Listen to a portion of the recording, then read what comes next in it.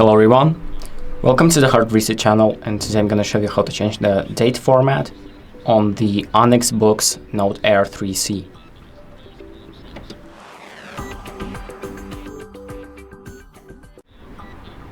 So the first thing that we're going to do is go to the settings by pressing on the settings icon on the bottom left,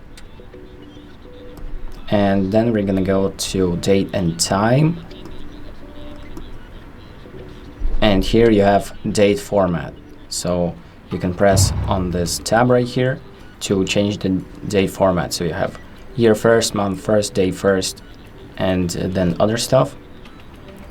And you have month first, day first, and year last.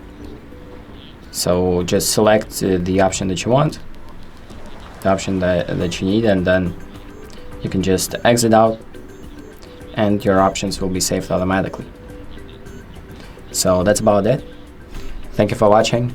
I hope this video helps you, and make sure to like and subscribe.